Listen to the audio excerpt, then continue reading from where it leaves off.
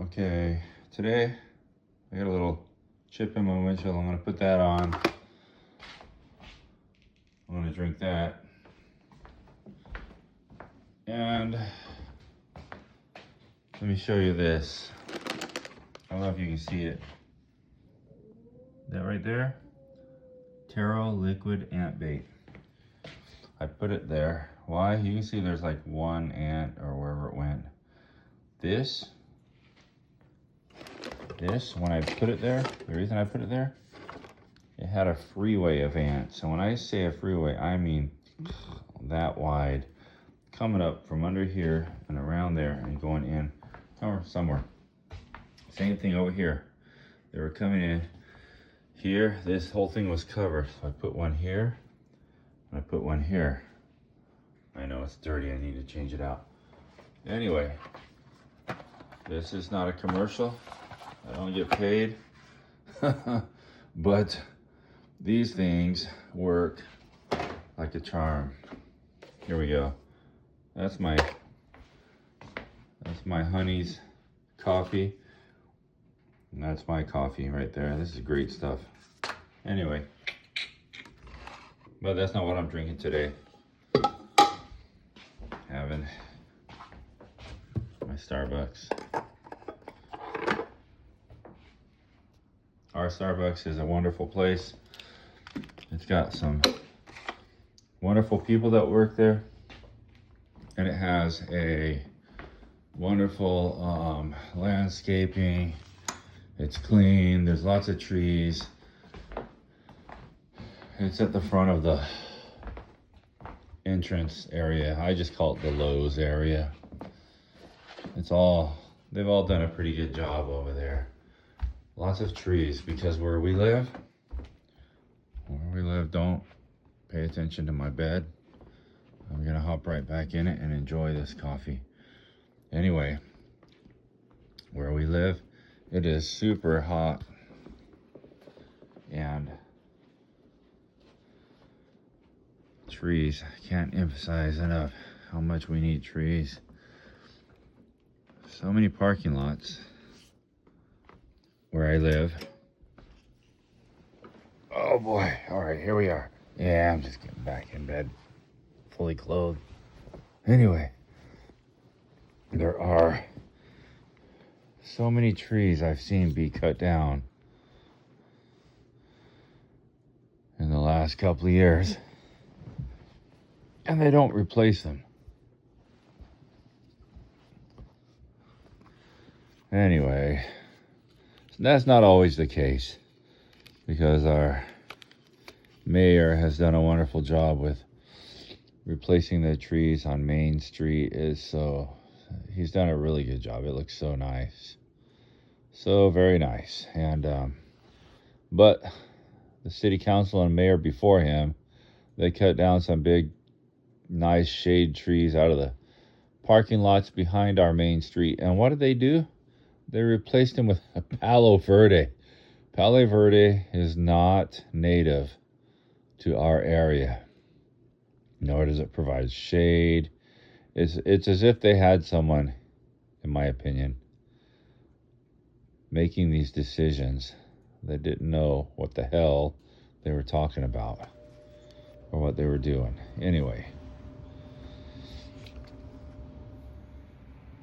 none of that is what I was going to talk about today. But anyway, it's out there. I said it. There it is.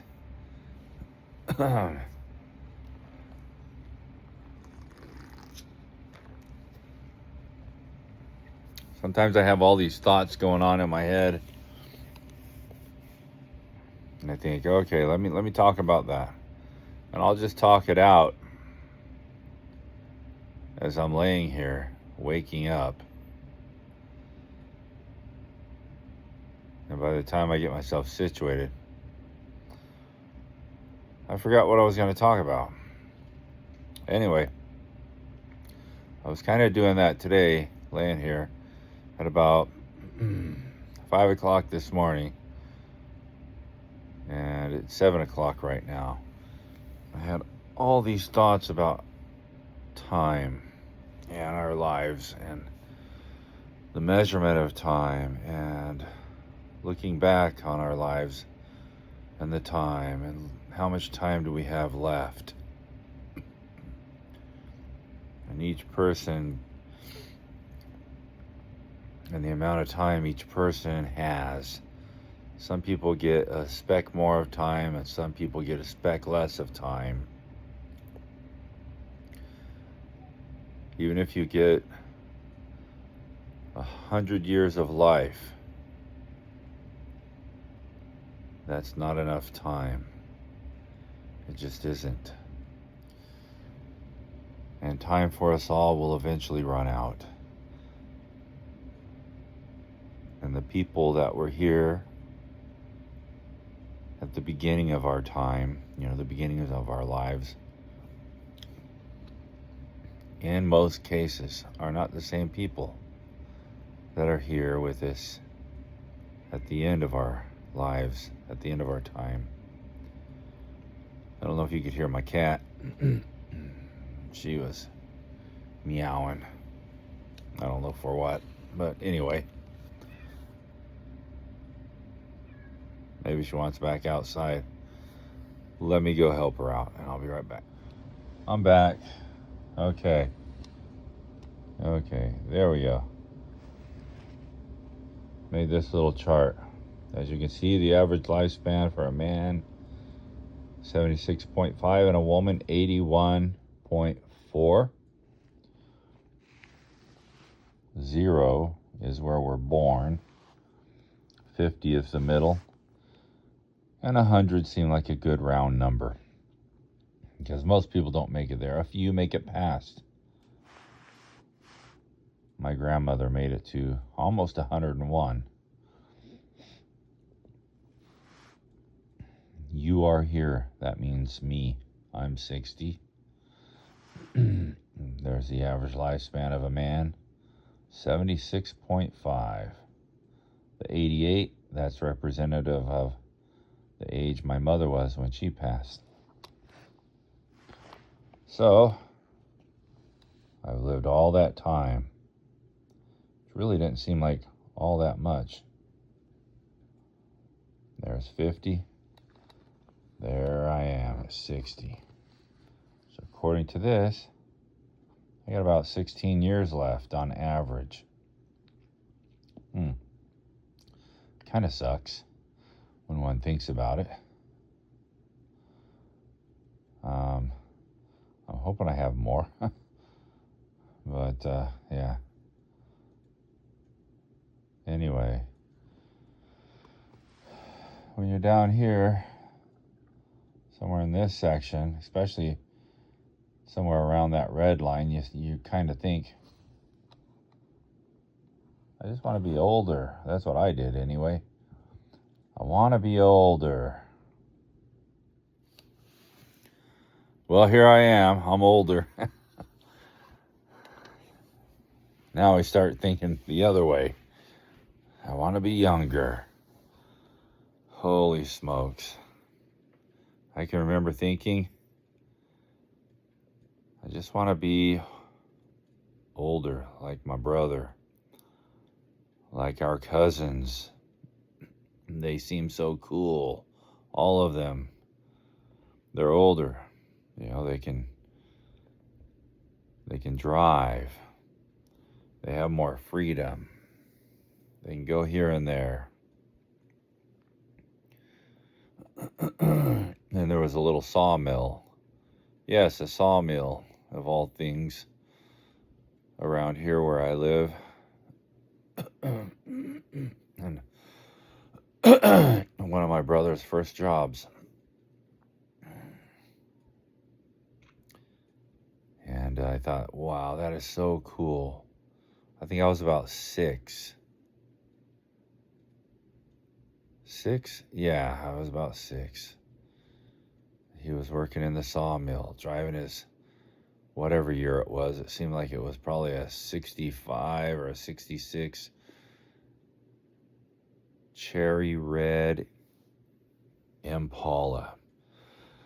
I got a picture of it somewhere. I think I only have one I'll put it on here sometime. Not today, but sometime. I'll try to anyway. Anyway, getting back to time. I used to think how I just wanted to be older. And then I think somewhere around 17, 18, and 19, I felt like I was satisfied. I was in an age range where I didn't feel like I wanted to be older. And I was old enough to do stuff, go places, have my independence, use my fake ID, you know, that kind of stuff.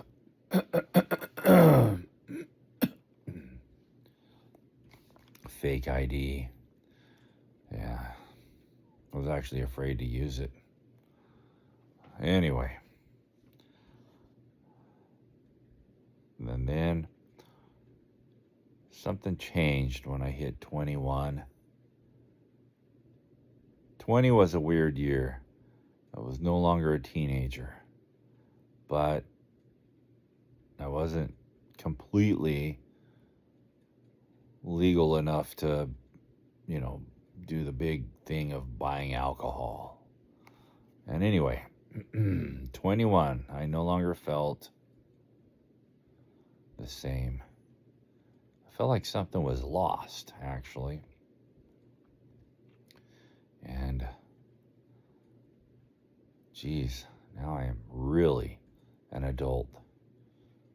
You know, you become an adult at 18, but you really become an adult at 21. Yeah. Anyway, I have this cough. I'm not sick or anything. I always have it here.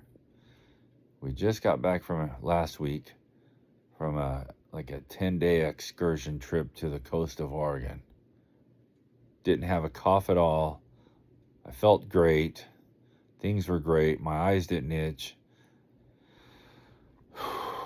Super great. Come back here. My eyes itch. I got this cough. And it sucks. Anyway. Not to mention that our low temperatures here are higher than their high temperatures there. I think one day it touched 70 for a little bit. Most of the time, the average temperature was about 62 or 63. This is the middle of July. So, anyway. Here, you know, we were in the hundreds yesterday. We're in the hundreds today. It's just, well, right at 100. I think it's going to be like 98 or something like that. However, we have a string of hundreds coming up. And it just kind of sucks when you hit 90 and above. It used to be a moral victory if you stayed under 100, you know, out of those triple digits. It's no longer a moral victory. It's just a little less punishment. A little less. Because it's still hot no matter how you slice it. You hit 90, 95, that is super hot. You know, we 100 and above is routine for us here in the month of July and August, and even June and September. Anyway, where was I? Oh yeah. So anyway, I start going through my 20s and you know, different paths in life. You know, I was a dishwasher, I was a cook, I was a baker, all at a nursing home facility, and I knew I needed to do something to change. You know, I couldn't really make a living on that. Sure, it was fine living at home with mom and grandma. That was fine. But I'd stepped out on my own. Well, not necessarily on my own, but I met the person that would be my future wife. And after having a child, I knew this isn't going to cut it. I need to find a way to make more money. And it became truck driving. My first year, my income doubled. The trade-off, you're never home. And so that takes a toll on one's emotional status. Anyway,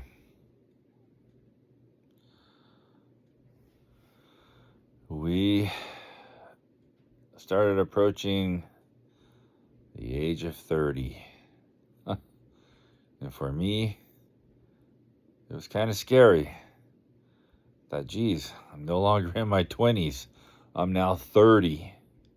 This kind of sucks. Anyway, being 60, yeah, what I'd give to be 30 again. It didn't really suck. It was just scary because, getting older, the clock is ticking.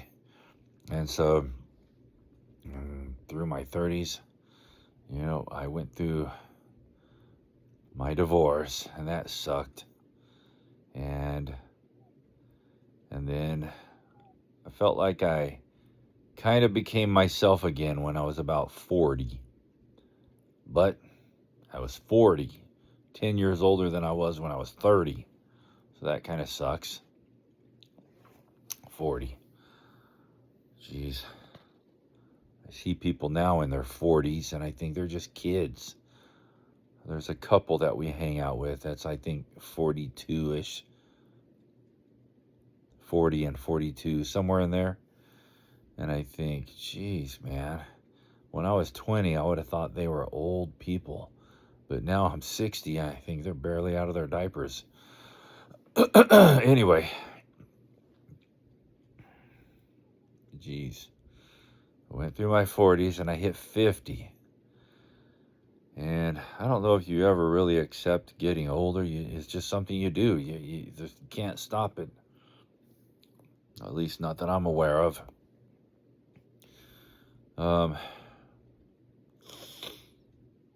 50, not bad. 51, jeez, oh boy.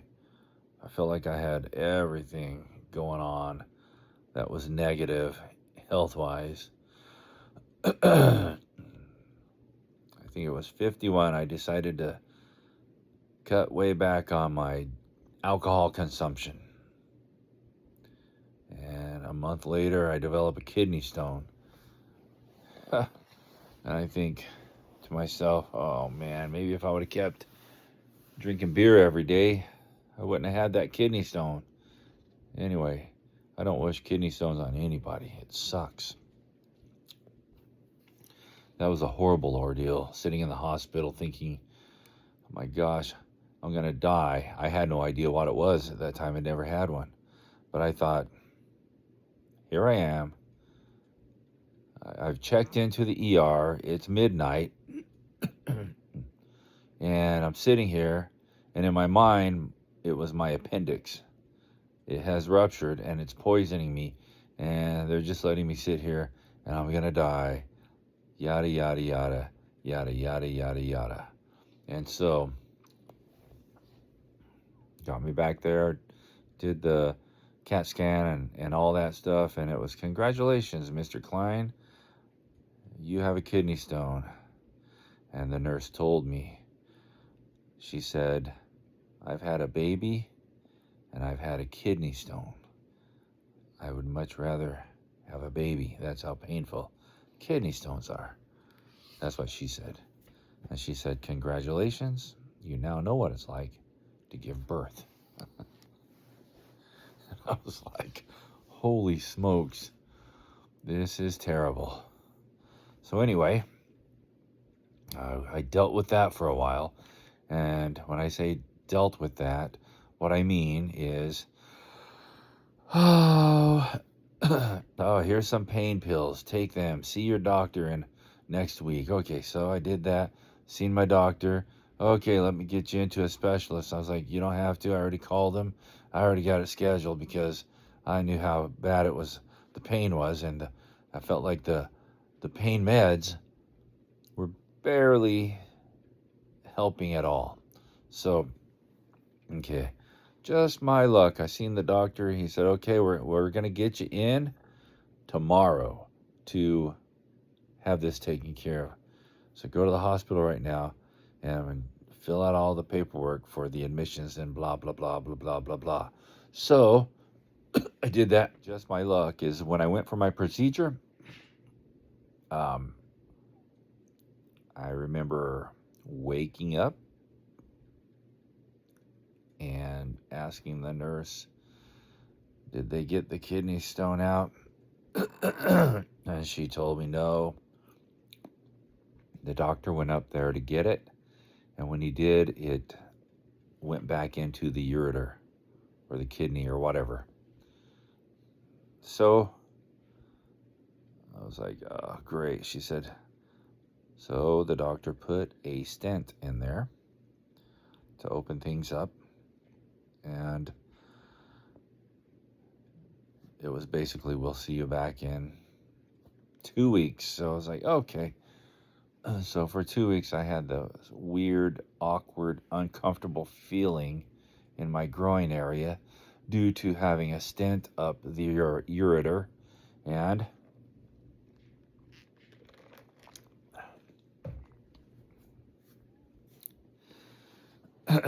2 weeks later, I went back, and I hadn't peed anything out, stone-wise. So he said, okay, here's more prescriptions for pain medication, and here's another doctor's note for 2 weeks. We'll see you in 2 weeks. We're going on vacation, and if you have any issues, just go to the emergency, blah, blah, blah, blah, blah, blah, blah. So 2 weeks later, I went in and nothing. So he said, okay, go back to the hospital, register. And I went in and did all that. And they went in and they did what's called lithotripsy, I believe is what it's called. And they kind of like blast it, I guess. And then after that, I then peed out over the next couple of weeks what seemed like the most microscopic sand. And when I took the results back to him, and he said, okay, this is good enough. We're going to schedule you to pull the stent out. Okay. So it was an in-office type thing. I know this story's kind of long, but just hear me out. So I went in to have the stent pulled out. And before I had went in, I asked him, is this going to be painful? Do I need to take anything? Beforehand, they said, oh, no, we'll handle all that. Don't worry about that. Okay. Well, then I went in for my procedure, which really isn't that much of a procedure. And if they gave me anything, because I do not recall, it didn't do a thing for me. And I was clamping down on that tongue depressor, and I was squeezing that nurse's hand, because when they take the stent out, out of your urethra, it is not a fun thing to happen. Oh yeah, that's about that's about how you feel. Oh my goodness. I don't even like thinking about it. That's how painful it was. It was probably more painful than having a kidney stone. So anyway, yeah, they pulled it out, and got that done. And that wasn't even the worst. Oh gosh. The worst was trying to pee for the first 24 hours. Imagine you have to pee really bad, but you can feel how much it's gonna hurt because pulling the stent out of the urethra makes it kind of raw, and urine stings really bad when it's going through a urethra that's been rubbed raw. Ouch. I'm hurting right now thinking about it. Anyway, it was real thick urine blood is what it was.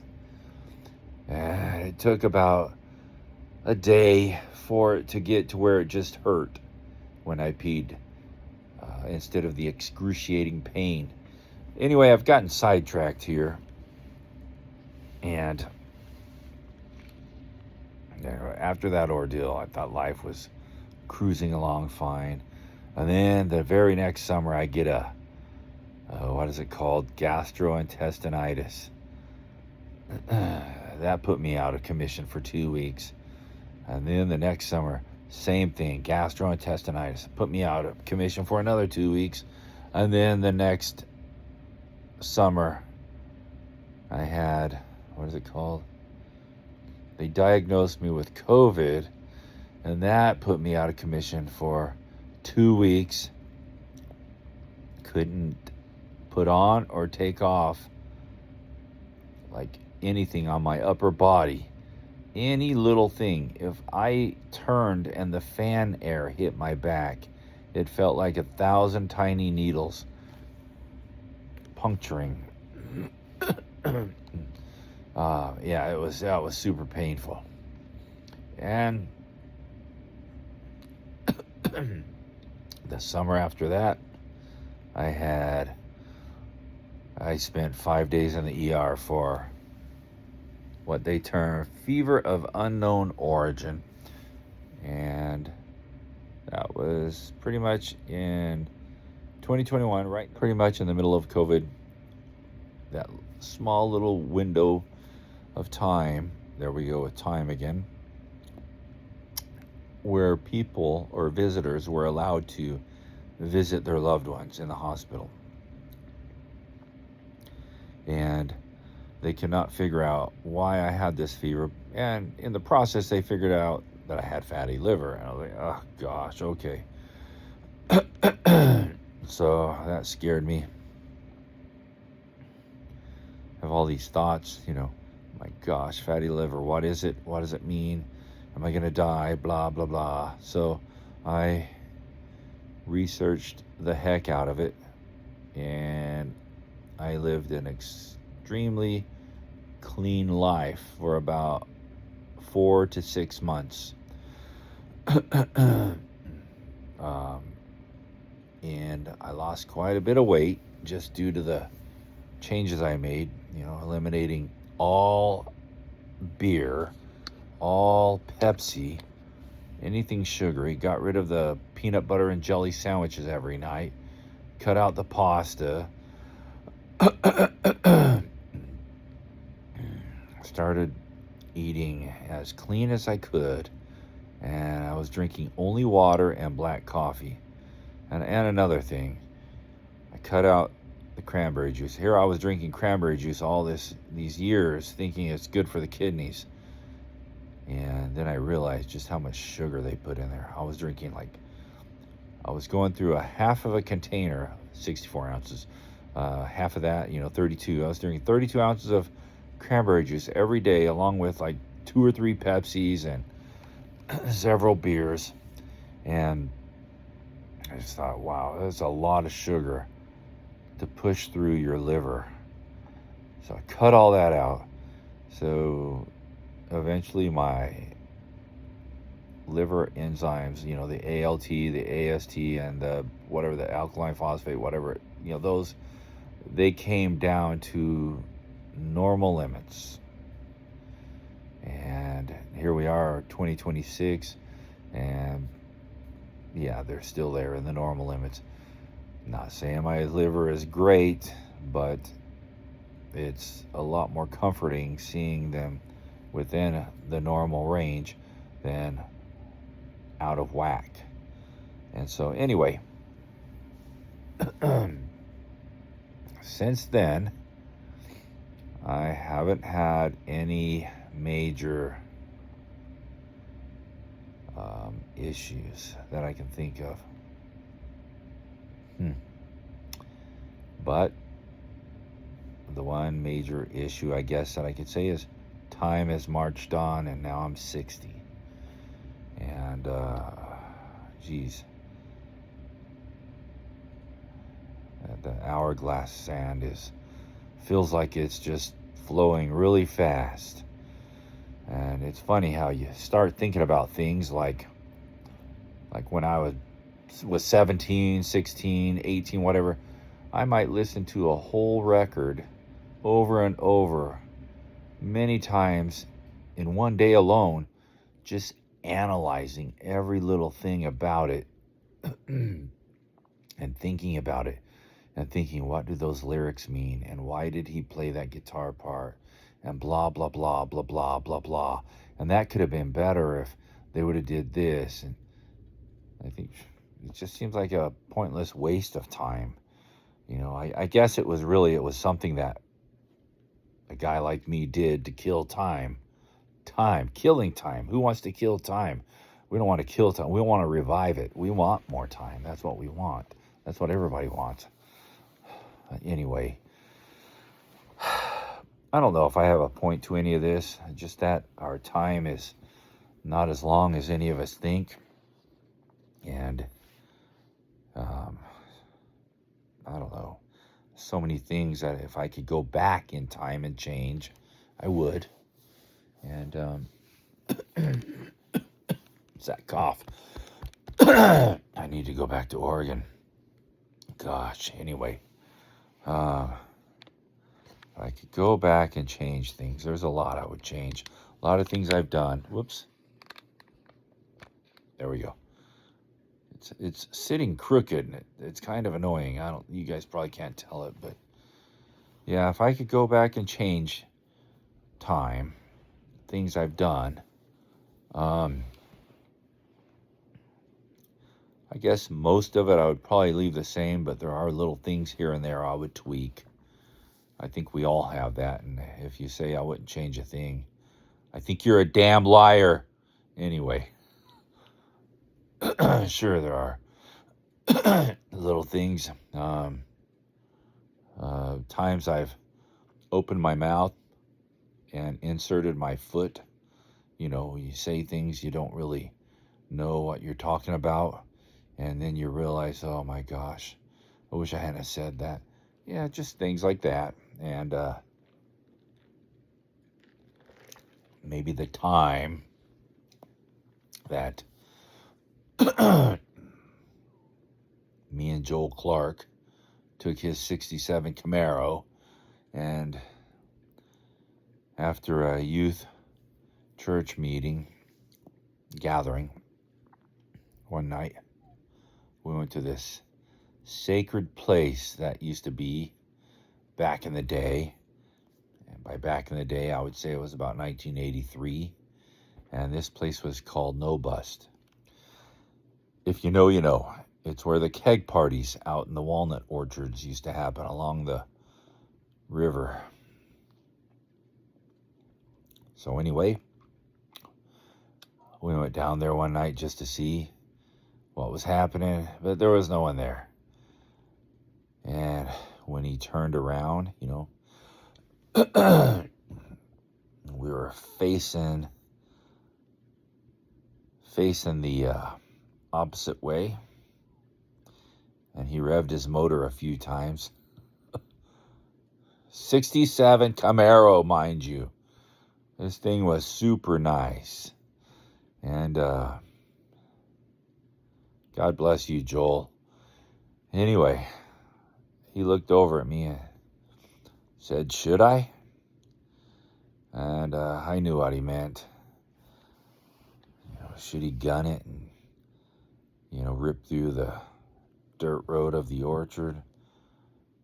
Well, the dirt road of the orchard was on one side and the river on the other. And my response was, it's your car. Oh boy.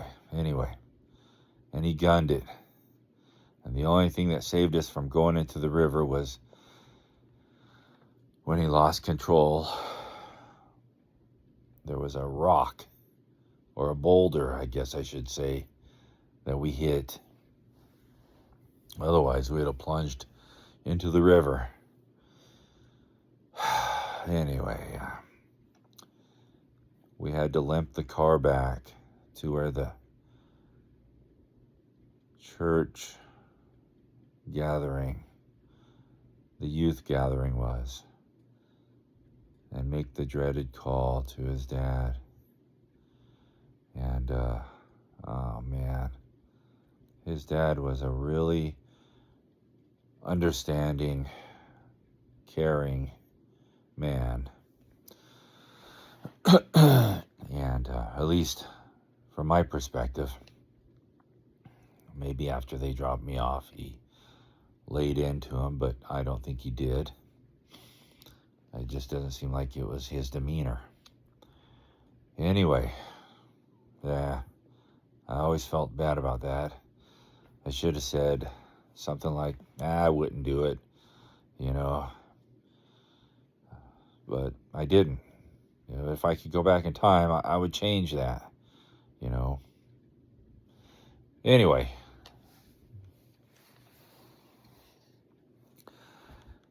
Maybe this will be my new series, talking about time. Whoops, there we did it again. Good Lord.